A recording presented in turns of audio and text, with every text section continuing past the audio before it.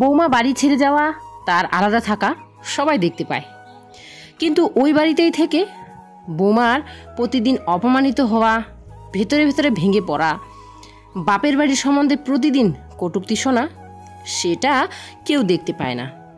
কি বোনেরা, ঠিক বললাম কি না? কথাটা তেতো হলেও সত্যি।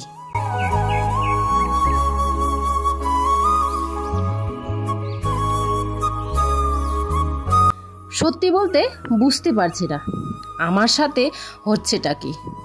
যখন সবার সাথে থাকি হাসি ঠিক, কিন্তু ভেতর থেকে মন চায় না হাসতে। পরিবারের সাথে টাইম স্পেন্ড তো করি, কিন্তু মনের মধ্যে অন্য কিছুই চলতে থাকে। সবার সাথে থেকেও নিজেকে একা অনুভব করি। মন না অনেক বেশি ডিস্টার্ব, প্রতিটা কথায় শুধু ওভার থিঙ্কিং করতে থাকি, আর না চাইতেও কান্না করতে থাকি।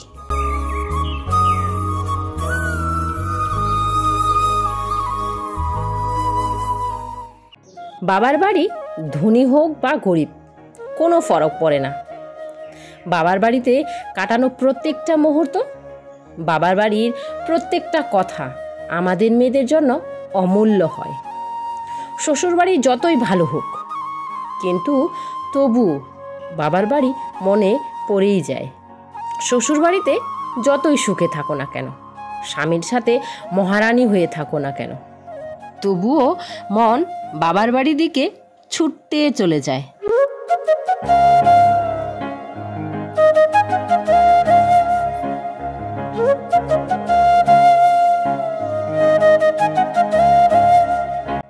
বোনেরা, এখন সময় আছে তো একটা মেয়ে হয়ে মন ভরে বেঁচে নাও।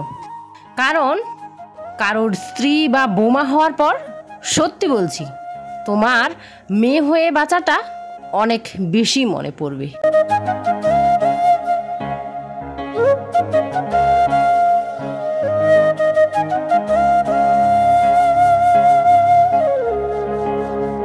বিশ্বের প্রতিটা মেয়ের বাবা মায়ের কাছে আমার অনুরোধ, নিজের মেয়ের শখ নিজের বাড়িতেই পূর্ণ করুন, অন্যের ভরসায় ছাড়বেন না। কি সেখানে গিয়ে শখ আশা এগুলো পূর্ণ করে নিও। সেখানে গিয়ে মেয়েরা অপমান লাঞ্ছনা এগুলোই পায়, শান্তি মতো খাবারও খেতে পায় না। তাহলে শখ কি করে পূর্ণ করবে? তাই অন্য কারোর ভরসায় ছাড়বেন না। যতদিন মেয়ে আপনার কাছে আছে ততদিন পৃথিবীর সমস্ত খুশি তাকে দিন।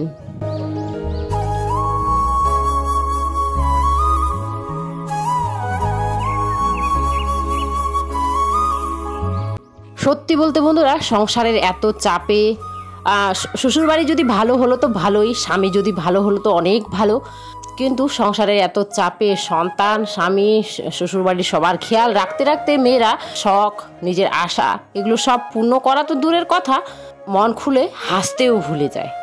তো হ্যালো বন্ধুরা, আমি তপু, আর তপুর ছোট্ট পৃথিবীতে তোমাদের সবাইকে স্বাগত জানাচ্ছি। আশা করছি তোমরা সবাই অনেক অনেক অনেক বেশি ভালো আছো বন্ধুরা। তো অনেকে অনেক কমেন্ট করেছো। এক বোন আমার কমেন্ট করেছো, খুব ভালো লাগলো ভিডিওটা, আর দি ভাই তুমি খুব ভালো গো, তোমার কথাগুলো আমার খুব ভালো লাগে, ভালো থেকো দি ভাই। প্লিজ পারলে ভিডিওতে আমার নামটা একটু নিও। আমি বাংলাদেশ থেকে বৃষ্টি। তো বৃষ্টি বোনও তোমার নাম নিয়ে নিলাম, আশা করছি তোমাকে ভালো লাগবে, আর তুমিও খুব ভালো, এটা কথা তো মানতেই হবে, যে যেমন সে তেমনই দিতে পারে সবাইকে। তো তুমি খুব ভালো বলে আমাকেও ভালো বলছো, তো থ্যাংক ইউ সো মাচ। আরেক বোন আছো যে আমাকে প্রতিদিন ভালো ভালো কমেন্ট করো আর আমার সাথে দেখা করতে চাও। তুমি বলো যে দি ভাই জানি না কোন দিন তোমার সাথে বাস্তবে আমার দেখা হবে, তো ঈশ্বর চাইলে অবশ্যই একদিন দেখা হবে। তো তোমার নাম আছে ওখানে শাহিদ মণ্ডল, তোমার নাম কি অবশ্যই একদিন কমেন্টে জানিও, তাহলে তোমার নামটাও আমি নিয়ে নেব। এত কথা বলতে বলতে দেখেছো অনেক কাজ আমি কমপ্লিট করে নিলাম। এক দিদিভাই তো কমেন্ট করেই দিয়েছো যে তুমি অনেক বেশি কথা বলো, তো যাকে তো বাসি কাজ সমস্ত করে নিয়েছি। এটা ঘরে তখন আমি ঢুকিনি কারণ হচ্ছে সবাই তখন ঘুমোচ্ছিল, তো তার জন্য ঘরে ডিস্টার্ব করতে আসবো সেটা না করে আমি চলে গেছিলাম সোজা যে লেপা মোছো করে স্নান করতে। তো যখন পুজো দিচ্ছিলাম তখন এই যে বিভুও উঠে পড়লো, ওর বাবা, আমার মেয়ে সবাই ঘুম থেকে উঠে পড়লো। তার জন্য এখন এসে আগে বাসি ঘরটা ঝাড় করলাম, ঝাড়ু দিতে দিতে সানের দিকে চাটা করে নিল, তারপরে চা খেয়ে চলে এলাম ভাত বসাবো। আজকে বড় হাঁড়িটা নিলাম, ভাই এসেছে তাই। আর ভাই এসে ওই যে কালকে এসেছিল, গতকালকে তোমাদের সাথে তো শেয়ার করাই হয়নি, বিকেলবেলা না দুপুরবেলা এসেছিল। আর এই যে এখন ভাত বসিয়ে দিচ্ছি বড় হাঁড়ি করে। এখন বলে যাচ্ছি বারবার বড় হাঁড়ি, কিন্তু জীবনের 7টা বছর আমি এইভাবেই বড় হাঁড়িতে, এর থেকেও আরও বড় ছিল, এখন তো ছোট হয়েছে একটু, আরও বড় হাঁড়ি ছিল। তখন আমার ননদরা সবাই মিলে একসাথে থাকতাম আর কি, তার জন্য অনেক মানুষজন থাকতো। প্রতিদিন তখন এত বড় হাঁড়িতে রান্না করতে হতো, তাও আবার উনুনে। এখন তো তাও গ্যাসে রান্না করি যখন তখন, কিন্তু তখন আবার গ্যাসেও রান্না হতো না, শুধু চাটা হতো গ্যাসে। এখন তো টুকিটাকি গ্যাসে রান্নাও করি। তো ওইদিকে ভাত বসালাম, আর চলে এলো বাড়িতে কিছু মানুষ, তো তাদের জন্য হচ্ছে চা করে নিচ্ছি। 2 জন এসেছে আর বাবা, তার জন্য 3 কাপ চা করলাম।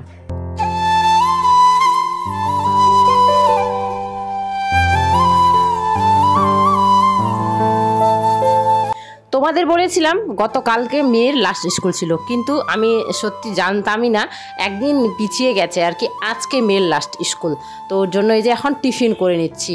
ও নিয়ে যাবে পরাটা আর হচ্ছে ডিম ভুজিয়া করে দিব আর কি। তরকারি ও নিবে না, ডিমটাই নিতে বেশি ভালোবাসে। আগের তা না হলে আলু ভাজা বা আলুর চচ্চড়ি এগুলো নিয়ে যেত, এখন আর ওগুলো নিতে চায় না। তো তার জন্য মেয়ের জন্য করে নিচ্ছি পরোটা। এখন যদিও এই ভিডিওটা অনেকটাই লেট যাচ্ছে বন্ধুরা, মেয়ের গরমের ছুটি পড়ে গেছে আর কি। তো আজকেই তার জন্য ভাবছি আর কি। অনেক সত্যি কথা বলতে বাপের বাড়ির কথা মনে পড়ছে, তার মধ্যে হচ্ছে এত কাজ করে হাঁপিয়ে উঠেছি, বিরক্তি চলে এসেছে মনে, বাচ্চাদের এত জ্বালা যন্ত্রণা সব কিছু থেকে একটু মনটাকে রেস্ট করাতে আর কি, শরীরটাকে মনটাকে দুটাকেই করার জন্য আজকে বাপের বাড়ি যাওয়ার জন্য রেডি হয়েছি। আমি আজকে যাব, আবার ওরা আবার কালকে চলে আসবে এখানে, তাই তার জন্যই বিশেষ করে আরও যাচ্ছি, তা না হলে যেতাম না। এত কাজ শান একা সামলাতে পারে না এখন আর কি। যদিও শান বলে যাও তুমি, আমি সামলে নেব, কটা দিনের ব্যাপার, কিন্তু ওই যে শ্বশুর বাবার আর কি মনটা চায় না যে আমি এত কিছু কাজ কর্ম শানকে দিয়ে ওর মাথায় দিয়ে আর কি যাই বাপের বাড়ি, তাই যেতে ইচ্ছাই করে না। কিন্তু আমার যা আসবে বলে তার জন্য আমি যাচ্ছি আর কি, ওকে সংসারটা সামলাতে দিয়ে।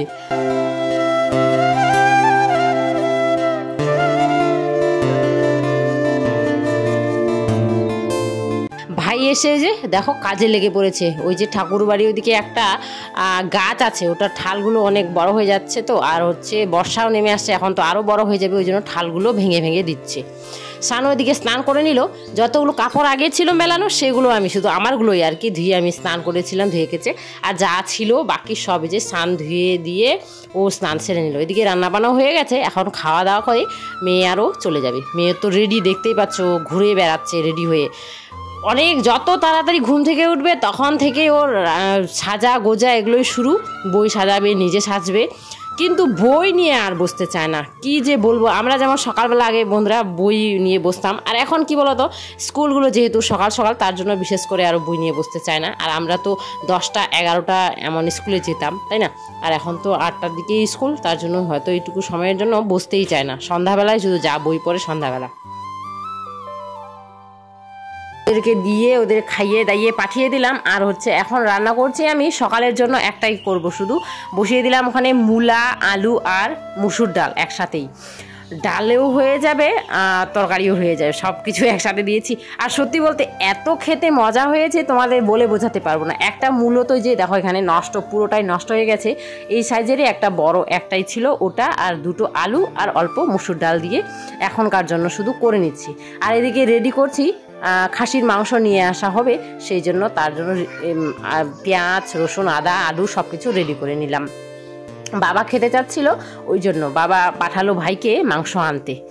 তো আমি এইদিকে দেখাও তরকারিটা বসিয়ে দিয়েছি, ওদিকে দিয়ে যে এই তক্তাটা যে আছে এটাকে আমি এখন ঘরের মানে রান্নাঘরের বারান্দায় দিয়ে দেবো। যেহেতু বৃষ্টি এখন হচ্ছে তো সাবানগুলো ভিজে যায়, প্রতিদিন ওখান থেকে তুলে রাখতে হয়, কোনোদিন ভুলেই যাই, মাথায় থাকেই না। এক তো ওইদিকে ওই যে দেখো উঠোনে এখনও গামলা পেতে রেখেছি, ওয়েদারটা যেহেতু ভালো নেই, বৃষ্টি কখন চলে আসবে, একটা যে কৌটো আর একটা গামলা বৃষ্টির জন্য আর কি। তো আবার সাবানগুলোও তুলতে হয়, এত কিছু তুলতে মনেই থাকে না কোনোদিন রাত্রে বৃষ্টি চলে আসে, সেই কারণে ওটাকে ভিতরে দিয়ে দিলাম যাতে সাবানগুলোকে তুলে রাখতে না হয়, তাই না। তো রান্নাটা করে নিলাম, আর হচ্ছে এই যে এখন ঘরটা একটু মুছে নিচ্ছি, অল্প একটুই শুধু, যতটুকু হাঁটাহাঁটি চলাচলি বেশি করি নোংরা হয় ততটুকুই করে নিলাম, কারণ ওয়েদার ভালো নাই, বৃষ্টি হবে আরও, আর না মুছে দিলেও ভালো লাগে না। গ্রামের বাড়ি তো জানোই, বারবার উঠোনে যাও মাটি নিয়ে, আবার এই যে বিশেষ করে বিভু দেখো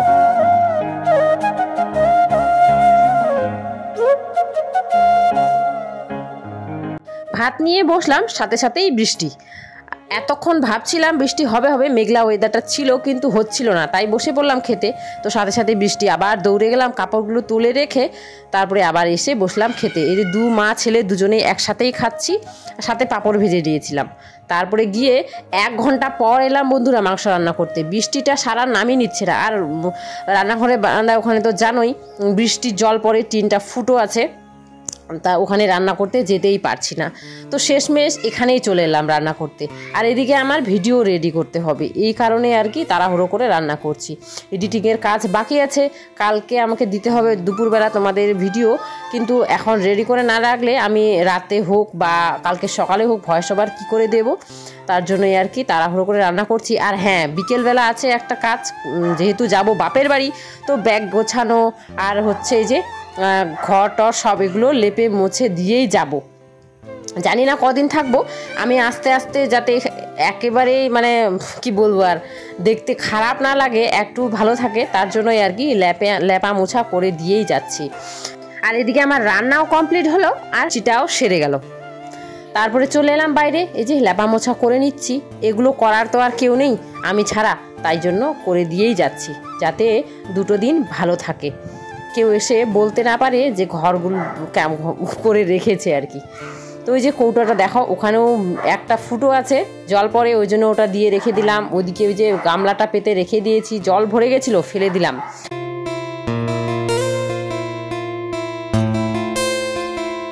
এক বোন আমার কমেন্ট করেছো যে দিদি ভাই তুমি এই যে এই ঘরটার সামনে কিছু ফুলের টব রেখো বা পাতাবাহারি গাছগুলো ঝুলিয়ে দিতে বলেছো।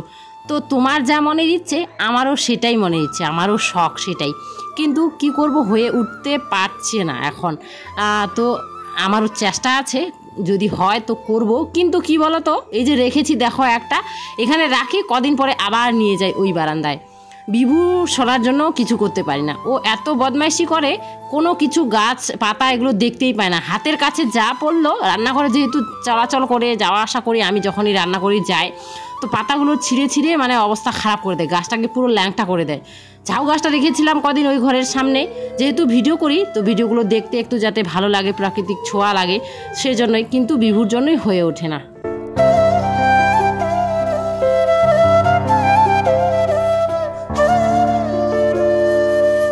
তো দেখো আমার ভাই নিতে চলে এসেছে আমাদের, এই যে বিভু আর আমি যাচ্ছি, আর মেয়ে তো যাবেই না, ও বলেছে ওর টিউশন এক তো আছে, ও মিস করবেই না কোনো মতে। আর এখনও বড় হয়ে গেছে তো, মামার বাড়ির প্রতি তেমন টান নেই ওর, তো থাক মেয়ে ওর বাবার সাথেই, আর আমি আমার বিভু সোনার সাথে গিয়ে 2 দিন থেকে আসি। এখানে ভিডিও করছিলাম আর ভোলেনাথকে বলছিলাম, ভোলেনাথ তুমি কি আমার দিকে একটুকু তাকাও না, আজকে 3 বছর ধরে এত কষ্ট করছি, তাও আমার পাশে নেই তুমি কেন, আমি কি ভুল করেছি, কি অপরাধ করেছি, এমনটা বলেই যাচ্ছিলাম। তো এখানে দেখো তোমাদের কুকুরগুলোকে দেখাচ্ছি, 3 জন দেখো পুরো রাস্তার মাঝখানে শুয়ে আছে, মানে ওরা খেয়াল করছে না, কিছু দেখছে, ওদের বিন্দাস ওরা আর কি, কিছু দেখছে না, গাড়ি আসবে না কি আসবে কোনো কিছুর খেয়াল নেই। আর এখানে ভাই নিল হচ্ছে মোমো, ও আমাকে নিতে আসলে ওখান থেকে মোমো নিবেই, ও ওখানকার মোমো চাউমিন খুব পছন্দের, তাই আর কি। তো ওই যে মামা ভাগ্নে খাচ্ছে মোমো, আর আমরা খাচ্ছি এখানে চটপটি, মা আমি। তারপরে সাথে সাথে আবার কি খেলাম দেখো তো, এখানে আছে একটা চন্দ্রকলি আর সিঙ্গারা, বাড়িতে মিস্ত্রি কাজ করছে তাদের জন্য এগুলো টিফিন নিয়ে আসা হয়েছে, আর একটা ছিল রসগোল্লা, আমি রসগোল্লাটা নেইনি, তো এগুলোই খেয়েছিলাম। রাতে এত কিছু খাওয়ার পর বাড়িতে মাংস ভাত খেয়ে এসেছি, তার জন্য আর কিছু খেতেই পারিনি। তো বন্ধুরা, আজকে ব্লগটা এখানে এন্ড করলাম। কেমন লাগলো অবশ্যই জানিও কিন্তু কমেন্টে। সবাই ভালো থেকো, সুস্থ থেকো, আর তপুর ছোট্ট পৃথিবীর সাথে থেকো। Bye bye and good night.